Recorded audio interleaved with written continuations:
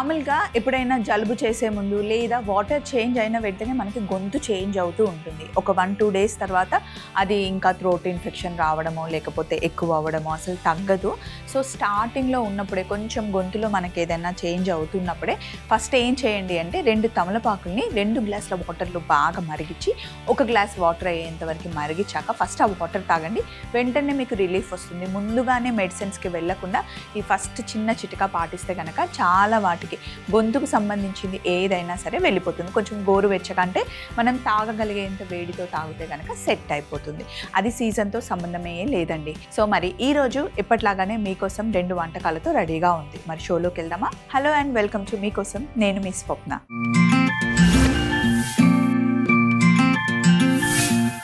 ఈరోజు ఉలవల సూప్ కోసం ఫస్ట్ మెయిల్ మనకి రజిత రాశారు. హాయ్ స్వప్న గారు, ఎలా ఉన్నారు? నేను రజిత, కర్నూలు నుండి మెయిల్ చేస్తున్నా. మీ టీం అందరికీ హాయ్ అండి. నాకు ఉలవలతో ఏదైనా సూప్ లాంటిది చేసి చూపిస్తారా అని చెప్పి మెయిల్ రాశారు. ఉలవలతో సూప్ చేద్దామండి, బాగుంటుంది. కావాల్సిన ఇంగ్రీడియంట్స్ ఫస్ట్ పెట్టేసుకుందాం.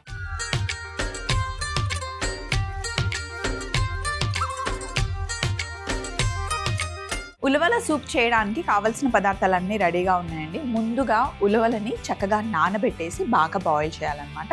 ఇదిగోండి, ఇప్పుడే బాయిల్ చేశాను, పొగలు వస్తున్నాయి చూడండి. అలాగే కొత్తిమీరని తీసి పక్కన పెట్టుకొని కొత్తిమీర కాడ తీసుకున్నాను, ఆ ఫ్లేవర్ రావడం కోసం దానికి తాడు కట్టి పెట్టాను అనమాట. కరివేపాకు, కట్ చేసుకున్న టమాటాలు, 1 స్పూన్ బియ్యం, జీలకర్ర, సోంపు, యాలకులు, దాల్చిన చెక్క, మిరియాలు, లవంగాలు, అల్లం, వెల్లుల్లి, పచ్చి కొబ్బరి, పసుపు, బిర్యానీ ఆకు, ఉల్లిపాయ ముక్కలు, పచ్చిమిర్చి, కొత్తిమీర మనకి కావాలి. మనం ఒక పౌడర్ చేసుకోవాలి సూప్ మంచి థిక్గా అవ్వడానికి. ఇదిగోండి 1 స్పూన్ బియ్యం, ఇది సోనా మసూరి బియ్యమే. అసలు ఉలవలు మామూలుగా మనం చలికాలంలోనే ఉలవ చారు చేసుకుంటాం, బిర్యానీ చేసుకుంటాం, ఉలవ సూప్ లాగా చేసుకొని తాగుతాం. కానీ ఉలవలు మనం ఏ కాలంలో అయినా తీసుకోవచ్చండి. కాకపోతే ఉలవలు మనం తీసుకోవడం వల్ల బాడీలో కొంచెం వేడి చేస్తుంది అంటూ ఉంటారు కదా. ఎక్కువ వాటర్ తాగితే కనుక ఎక్కడ మన బాడీలో బ్యాడ్ ఫ్యాట్ ఉండకుండా ఎక్కడికక్కడ మంచిగా మెల్ట్ అయిపోతుంది అనమాట. అండ్ ఉలవలు చక్కగా వండితే దానంత రుచి ఇంకొకటి ఉండదు. మామూలుగా కూడా కిడ్నీ స్టోన్స్ వచ్చిన వాళ్ళకి కిడ్నీ స్టోన్స్ వెళ్ళిపోవడానికి ఏం చేస్తారు అంటే నైట్ ఉలవలు ఒక 2 స్పూన్లు తీసుకొని ఫుల్ గ్లాస్లో నానబెట్టేస్తారు.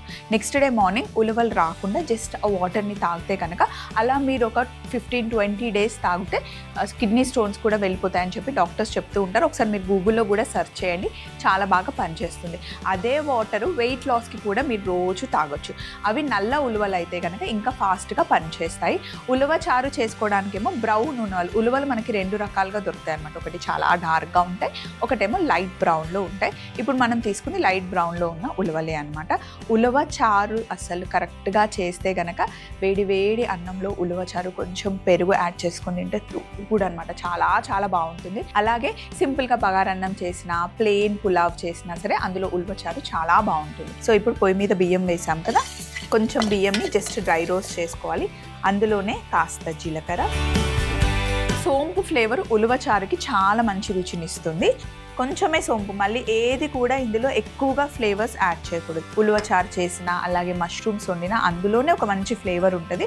దాంట్లో మనం ఏ ఫ్లేవర్స్ ఎక్కువ యాడ్ చేస్తే మళ్ళీ దాన్ని డామినేట్ చేసేస్తుంది అనమాట. అలాగే కాస్త దాల్చిన చెక్క, కొన్ని యాలకులు, కాస్త మిరియాలు, ఇవన్నీ సింపుల్ డ్రై రోస్ట్ చేస్తున్నాం మనం. లవంగాలు,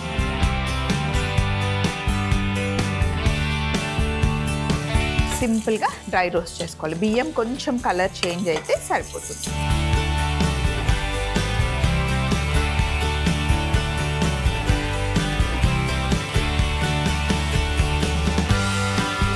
కొంచెం ఆ ఫ్లేవర్స్ బయటకు వచ్చేంత వరకే మనం ఇలా డ్రై రోస్ట్ చేసుకోవాలన్నమాట. డైరెక్ట్గా మిక్సీలో వేసినా కూడా మిక్సీ అయిపోతుంది. కానీ ఎప్పుడైనా సరే మనం కర్రీస్ చేసినా సూప్స్ చేసినా అందులో వేసే మసాలాలు ఏవైతే ఉంటాయో ఒక్కసారి మనం జస్ట్ డ్రై రోస్ట్ చేసామనుకోండి ఆ ఫ్లేవర్స్ అన్నీ బయటకు వస్తాయన్నమాట. సో ఇవి మంచిగా కొంచెం మనకి ఆ సువాసన బయటికి రాగానే తీసి ఒక ప్లేట్లోకి షిఫ్ట్ చేసేసుకుందాం. కొంచెం చల్లగా అయిన తర్వాత అప్పుడు మనం మిక్సీ పట్టామనుకోండి మంచి మిక్సీ అయిపోతుంది.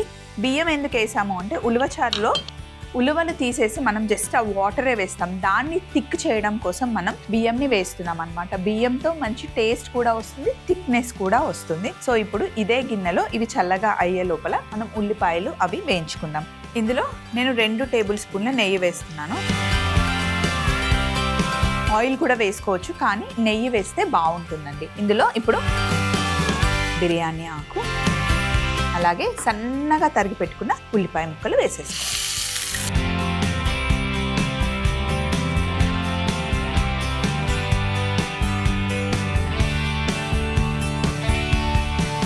రోజుకి 2 టీ స్పూన్ల నెయ్యి తినడం చాలా మంచిది. చాలా మంది నెయ్యి అనగానే అమ్మో వద్దు లావ్ అయిపోతాం అని చెప్పి పారిపోతూ ఉంటారు, కానీ నెయ్యి చాలా మంచి గుడ్ ఫ్యాట్ అండి. సో ఇక్కడ ఉల్లిపాయలు వేగుతూ ఉన్నాయి. సో ఇప్పుడు మనం ఇందాక వేయించి పెట్టుకున్న బియ్యం, లవంగాలు, మిరియాలు, దాల్చిన చెక్క, యాలకులు, సోంపు, జీలకర్ర ఇవన్నిటిని మనం ఫస్ట్ పౌడర్ చేసేసుకున్నాం. ఇలా పౌడర్ చేసేసుకొని ఈ పౌడర్ని నేను ప్లేట్లోకి షిఫ్ట్ చేసేస్తున్నా. మంచిగా ఇలా ఫైన్ పౌడర్ చేసేసుకోవాలన్నమాట. ఇప్పుడు ఇదే మిక్సీ జార్లో ఒక అల్లం ముక్క కొంచెం కట్ చేస్తా. అల్లం ముక్క, వెల్లుల్లి,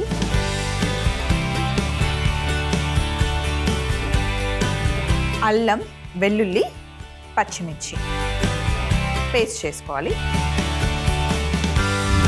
ఇలా మనం మిక్సీ పట్టేసుకోవాలి. అది అలా మిక్సీ పట్టుకున్న తర్వాత పొయ్యి మీద ఉల్లిపాయలు కూడా వేగిపోయాయండి, కొంచెం లైట్గా బ్రౌన్ అయ్యాయి. ఇప్పుడు మనం ఈ పేస్ట్ని ఇందులో వేసేసుకుందాం. అల్లం, వెల్లుల్లి, పచ్చిమిర్చి వేసాం కదా, ఉల్లిపాయలతో పాటు నెయ్యిలో వేగితే మంచి రుచి వస్తుంది అన్నమాట.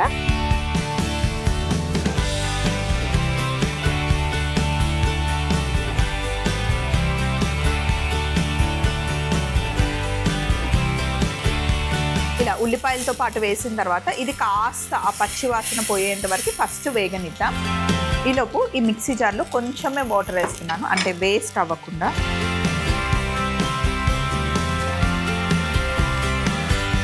ఈ వాటర్ని ఇందులో వేసేస్తున్నాను. ఇదే మిక్సీ జార్లో పచ్చి కొబ్బరి ఉంది నా దగ్గర, పచ్చి కొబ్బరిని వేసేస్తున్నాను. దీన్ని ఫైన్గా మనం పేస్ట్ చేసుకోవాలి. కొంచెం ఒకసారి మిక్సీ పట్టిన తర్వాత మళ్ళీ వాటర్ వేసి మిక్సీ పడదాం. పచ్చి కొబ్బరిని కూడా మిక్సీలో పట్టేశాను. ఈ లోపల అల్లం, వెల్లుల్లి ఇంకా పచ్చిమిర్చి మంచిగా వేగిపోయింది. ఇందులో కాస్త కరివేపాకు వేసాను. ఇందులో కాస్త పసుపు,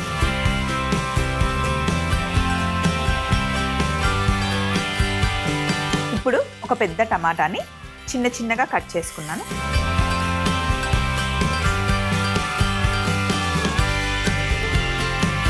టమాటా ఒక్క 2 నిమిషాలు మగ్గాలి. ఇందులో కాస్త ఉప్పు వేస్తే తొందరగా మగ్గుతుంది. సూప్కి సరిపడా ఉప్పు ఇప్పుడే వేసేసుకోవాలి.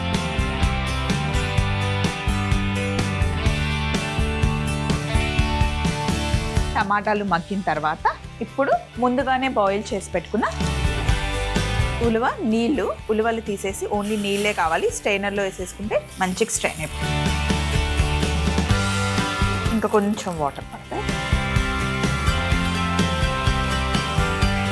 ఇలా ఉడికించుకున్న ఉలువని కొంచెం మొత్తం డ్రై అయిపోయిన తర్వాత కొద్దిగానే ఒకే ఒక చుక్క నూనె వేసి ఉలువలు వేసేసి కాస్త ఉప్పు, కారం, ధనియాల పొడి వేసి బాగా వేయించుకుంటే కనుక రుచి చాలా బాగుంటుంది. అలా తినేయచ్చు.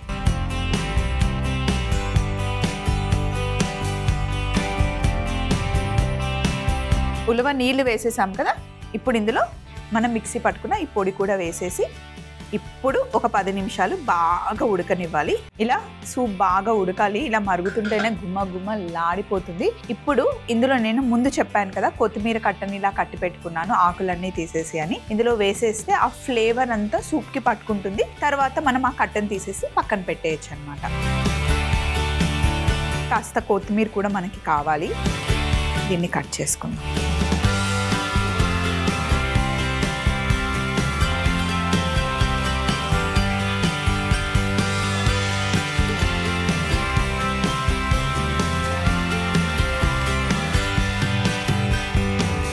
కొత్తిమీర కట్ చేసి పెట్టేసుకున్నాను. ఫైనల్ బౌల్ కూడా రెడీగా పెట్టుకుందాం. ఇందాక మనం మిక్సీ పట్టుకున్న పచ్చి కొబ్బరి ఉంది కదా, ఓన్లీ పచ్చి కొబ్బరిలో ఉన్న మిల్క్ ఒకటే మనం తీసుకుంటాం అనమాట. పచ్చి కొబ్బరి తురుము మటుకి మనం అందులో వేయట్లేదు, తాగుతూ ఉంటుంది, మధ్యలో మనకు తగులుతూ ఉంటుంది. ఓన్లీ పచ్చి కొబ్బరిలో ఉన్న పాలు మటుకి వేసామనుకోండి, ఆ పాలు వేస్తే టేస్ట్ చాలా బాగుంటుంది. అందుకే ఓన్లీ పచ్చి కొబ్బరి పాలు మనం తీసుకుంటున్నాం, ఆ తురుము మటుకి యూజ్ చేయట్లేదు. ఇప్పుడు మనం ఏం చేద్దామంటే స్ట్రెయినర్ తీసుకొని ఇందులో మనం మిక్సీ పట్టుకున్న పచ్చి కొబ్బరిని వేసేద్దాం. ఇలా ఇప్పుడు ఓన్లీ పాలు మట్టుకి మనకు వస్తాయి, తురుముని తీసేద్దాం. మీకు కావాలి అంటే ఇలా డైరెక్ట్గా తురుము కూడా వేసేసుకోవచ్చు, అది మీ ఇష్టం. బట్ ఇలా వేస్తే ఏంటంటే మనకి ఎక్కడ మధ్యలో సూప్ తాగుతూ ఉంటే ఆ కొబ్బరి తురుము కొంతమందికి నచ్చదు, సో నచ్చని వాళ్ళు ఇలా తీసేసుకోవచ్చు.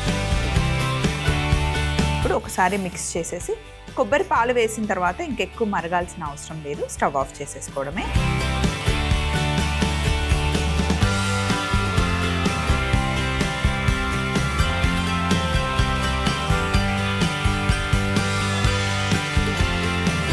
గిన్నెలో మనకి కొత్తిమీర కట్ట, బిర్యానీ ఆకు అవేం రాకుండా ఓన్లీ సూప్ వేసుకుంటే సరిపోతుంది. మీరు కావాలి అంటే సూప్ని స్టెయిన్ కూడా చేసుకోవచ్చు. ఓన్లీ మాకు ఇంకా అసలు తాగడానికి మధ్యలో ఏం రావద్దు అనుకుంటే డైరెక్ట్గా స్టెయిన్ చేసి కూడా వేసుకోవచ్చు.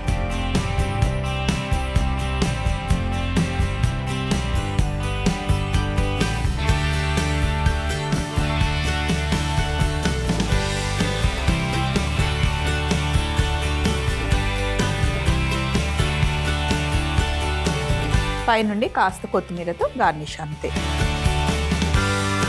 సో ఆల్రెడీ నేను ఇక్కడ బ్రెడ్ని టోస్ట్ చేసి పెట్టుకున్నాను, సూప్తో పాటు కాంబినేషన్ చాలా బాగుంటుంది. ఉలవల సూప్ రెడీ అయిపోయింది. మరొకసారి తయారీ విధానం చూడండి, చాలా టేస్టీగా ఉంటుంది.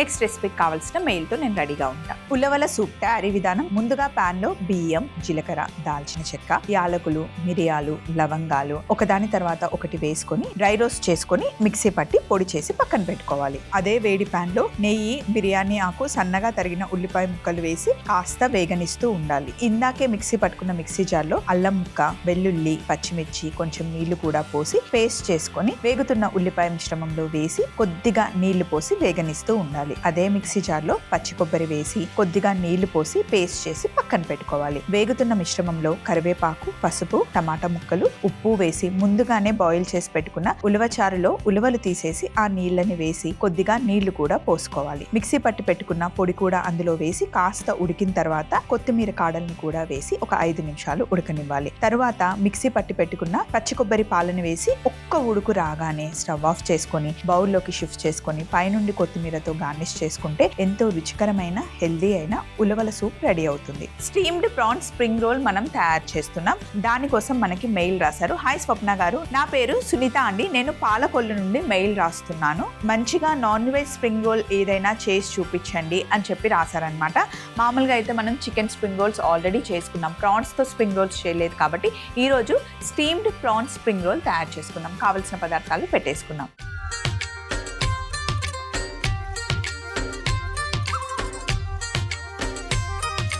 నెక్స్ట్ మనం చేయబోయేది స్టీమ్డ్ ప్రాన్స్ స్ప్రింగ్ రోల్స్ అనమాట. మామూలుగా స్ప్రింగ్ రోల్స్ అంటే డీప్ ఫ్రై చేసుకుంటాం, ఇప్పుడు మనం స్టీమ్ చేస్తున్నాం అనమాట, హెల్దీ వర్షన్లో చేస్తున్నాం. దానికోసం కావాల్సిన పదార్థాలు ఏంటి అంటే స్ప్రింగ్ రోల్స్ని నేను ఇలా కట్ చేసుకున్నాను, ఎందుకంటే ఫోల్డ్ చేయడానికి ఈజీగా ఉంటుంది అని. ప్రాన్స్ని ముందుగానే నేను క్లీన్ చేసి పెట్టుకున్నాను. ఉడికించిన 2 గుడ్లు, కొత్తిమీర, ఇది ఫిష్ సాస్ అనమాట, పచ్చిమిర్చి, అల్లం, వెల్లుల్లి, dark soya sauce, oyster sauce, red chilli paste, aromatic powder మనకి కావాలి. ఇందులో మనం సాల్ట్ వేసుకోవాల్సిన అవసరం లేదండి, ఎందుకంటే ఈ సాసెస్ లోనే మనకి చాలా సాల్ట్ ఉంటుంది. ఫస్ట్ స్టెప్ ఏంటి అంటే రొయ్యల్ని మనం సింపుల్ గా మ్యారినేట్ చేసుకోవాలి. చాలా సింపుల్ రెసిపీ, 1 స్టెప్ లో అయిపోతుంది. ఇంకా రెగ్యులర్ గా మనం స్ప్రింగ్ రోల్స్ చేస్తేనే ఎక్కువ టైం పడుతుంది. ఇది చాలా ఈజీగా స్టీమ్ చేసుకోవచ్చు, హెల్దీ వర్షన్ లో మనం తినొచ్చు. ఫుల్ మీల్ లాగా కూడా మనం తినేయచ్చు, ఎందుకంటే ఇవి రైస్ షీట్స్ అని మనకి దొరుకుతాయి. కొరియన్ స్టైల్లో ఇప్పుడు రెసిపీస్ చాలా ఫేమస్ అవుతున్నాయి కదా, సో ఈ రైస్ షీట్స్ ఇప్పుడు మనకి సూపర్ మార్కెట్స్ లో దొరుకుతున్నాయి, ఆన్లైన్ లో కూడా మీరు ఆర్డర్ చేసుకోవచ్చు. ఇలా ఉంటాయి అన్నమాట ట్రాన్స్పరెంట్ గా. ఆల్రెడీ ఇది రైస్ తోనే చేస్తారు, అన్నంని బాగా ఉడికిచ్చేసి. ఇలా మనము వడియాలు చేస్తాం కదా, సమ్మర్ టైంలో సగ్గుబియ్యం లేదా రైస్ని బాగా ఉడికిచ్చేసి ఎండబెట్టేస్తే మనకి ఇలా ట్రాన్స్పరెంట్గానే అవుతాయి. ఇలా ట్రాన్స్పరెంట్ షీట్స్ మనకి దొరుకుతాయి అన్నమాట. ఇవి మనకి రకరకాల షేప్లో రకరకాల డిజైన్లో వస్తూ ఉంటాయి. అండ్ ఇవి మనం హ్యాపీగా 3-4 తిన్నా కూడా ఏం కాదండి. ఎక్కువ రైస్ తిన్నట్టు కాదు, కొంచెం రైసే. బాగా ఎక్కువ ఉడకబెడతాం కాబట్టి అవి పల్చగా షీట్స్ వేస్తారు. ఈ షీట్స్ ఇక్కడ ఉన్నాయి. ఫస్ట్ థింగ్ ఏంటి అంటే వెల్లుల్లిని కట్ చేసుకోవాలి.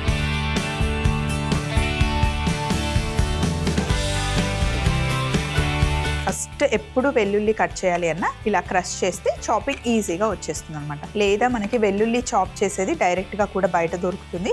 అది ఉంటే ఈజీ అయిపోతుంది ఇంకా పని.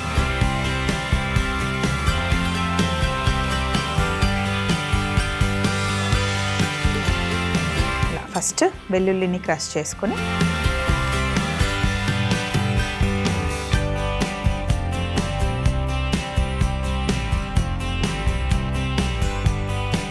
ఈ బౌల్లో కట్ చేసుకున్న వెల్లుల్లిని ఇందులో వేయాలి.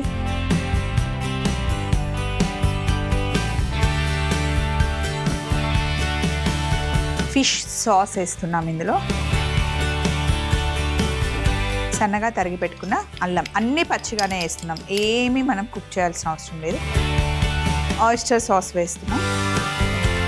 ఇందులో కూడా మనకి ఉప్పు ఉంటుంది. సన్నగా తరిగి పెట్టుకున్న పచ్చిమిర్చి, light soya sauce, red chilli paste, అలాగే ఎరోమాటిక్ పౌడర్ వేస్తున్నాం. ఇందులో కూడా మనకి ఉప్పు ఉంటుంది. సో అందుకే ఉప్పు వేసుకోవాల్సిన అవసరం లేదని ముందే చెప్పేసాను. ఒకవేళ మీరు నాన్ వెజ్ తినకపోతే కనుక ఇందులో పన్నీర్ అయినా సరే, మష్రూమ్ అయినా సరే అలా కూడా పెట్టుకోవచ్చు. వెజ్ వర్షన్లో కూడా చేసుకోవచ్చు.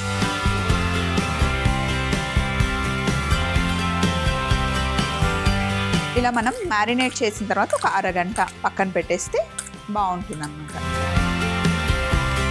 నిమ్మరసమైన లేదా వెనిగర్ అయినా, ఇప్పుడు మన దగ్గర వెనిగర్ ఉంది కాబట్టి నేను వెనిగర్ వేసేస్తున్నాను.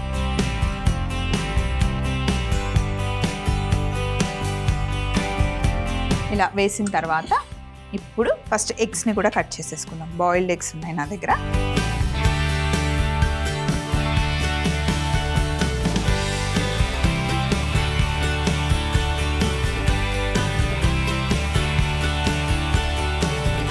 ఎగ్స్ని పక్కన పెట్టేద్దాం, కట్ చేసిన ఎగ్స్ని. ఇప్పుడు రైస్ షీట్ ఉంది కదా, రైస్ షీట్ని తీసుకొని వాటర్లో ఇలా డిప్ చేసుకోవాలి. సాఫ్ట్గా అయిపోతుంది. కొంచెం వాటర్లో తడిస్తే సాఫ్ట్గా అయిపోతుంది. ఫోల్డ్ చేసుకోవడానికి ఈజీగా ఉంటుంది అన్నమాట.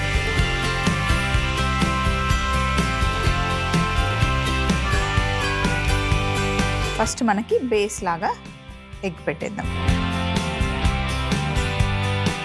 తర్వాత క్యారెట్,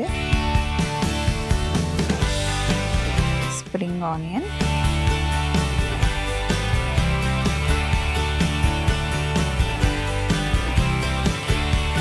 మళ్ళీ పైనుండి కొంచెం క్యారెట్ వేస్తే మంచిగా కనిపిస్తుంది.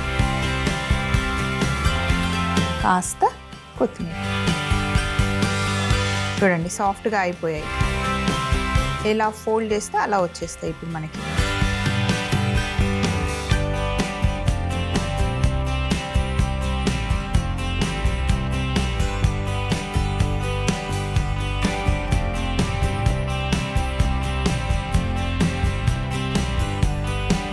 ఇలా అన్నీ రోల్ చేసిన తర్వాత ఆల్రెడీ మన దగ్గర స్టీమర్ రెడీగా ఉంది. దీనికి కొద్దిగా ఆల్రెడీ అరటాకు వేసి పెట్టాను. కొంచెం ఆయిల్ అప్లై చేద్దాం కింద. ఇక్కడ తప్ప ఎక్కడ మనం ఒక చుక్క ఆయిల్ కూడా యూజ్ చేయలేదు. ఇప్పుడు చూడండి ట్రాన్స్పరెంట్గా ఎంత బాగా అనిపిస్తుంది. ఎగ్స్ కనిపిస్తున్నాయి, రొయ్యలు కనిపిస్తున్నాయి, క్యారెట్, స్ప్రింగ్ రోల్స్. స్టీమ్ కూడా ఎక్కువసేపు అవసరం లేదండి, జస్ట్ 5 minutes పెడితే సరిపోతుంది.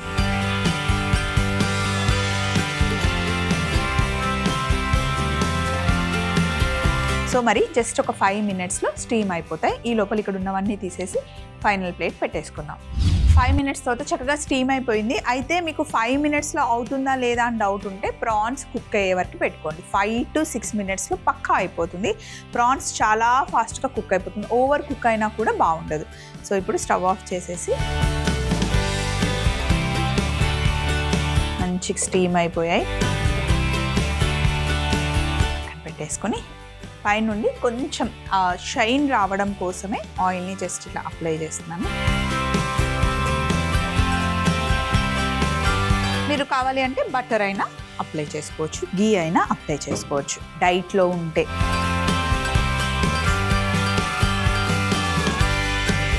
తీసేసి ఇలా ప్లేట్లో పెట్టేసుకోండి. ఎంత బాగున్నాయి కదా, చూస్తుంటే అలా తినేయాలనిపిస్తుంది కదా.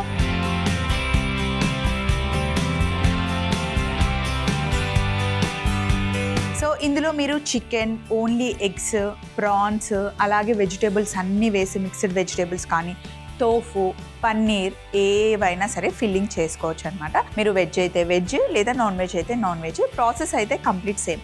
సాసెస్ కూడా మీరు అన్నీ సేమ్ వేసుకోవచ్చు, వెజ్లో అయినా నాన్ వెజ్లో అయినా. చూసారు కదా, steamed prawns spring roll ready అయిపోయింది. మరొకసారి తయారీ విధానం చూసేయండి. స్టీమ్డ్ ప్రాన్స్ స్ప్రింగ్ రోల్స్ తయారీ విధానం. ముందుగా ఒక బౌల్లో సన్నగా కట్ చేసి పెట్టుకున్న వెల్లుల్లి, ఫిష్ సాస్, ఆయిస్టర్ సాస్, సన్నగా తరిగి పెట్టుకున్న పచ్చిమిర్చి, soya sauce, red chilli paste, aromatic powder, రొయ్యలు, వెనిగర్ వేసి కలుపుకొని ప్రాన్స్ మ్యారినేట్ చేసి పక్కన పెట్టుకోవాలి. ఇప్పుడు బాయిల్ చేసుకున్న ఎగ్స్ ని కట్ చేసి పక్కన పెట్టుకొని రైస్ షీట్స్ ని వాటర్ లో చూపిస్తున్న విధంగా తడుపుకొని చాపింగ్ బోర్డ్ పైన పెట్టుకొని మనం కట్ చేసుకున్న boiled eggs, carrots, spring onions, marinate చేసి పెట్టుకున్న ప్రాన్స్, కొత్తిమీర వేసి చక్కగా రోల్ చేసుకోవాలి. ముందుగానే రెడీగా ఉన్న స్టీమర్ లో కాస్త ఆయిల్ అప్లై చేసుకుని రోల్ చేసుకున్న స్ప్రింగ్ రోల్స్ ని పెట్టి 5 నిమిషాలు స్టీమ్ చేసుకుని బయటకి తీసుకుంటే ఎంతో రుచికరమైన steamed prawns spring roll ready అవుతాయి. Steamed prawns spring roll ready అయిపోయాయి.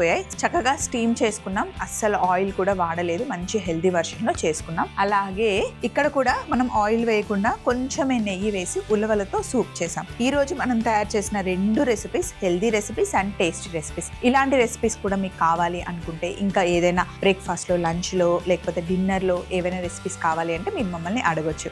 మరి మా అడ్రస్ ని నోట్ చేసుకోండి. ETV Abhiruchi channel, SP3 building, Eenadu television private limited, Ramoji film city, Hyderabad 501512. మీరు మెయిల్ చేయాలంటే మా ఈమెయిల్ ఐడి meekosam@mallemala.com. చూసారు కదండి, ఈ రోజు ఎపిసోడ్ అయితే అదిరిపోయింది కదా.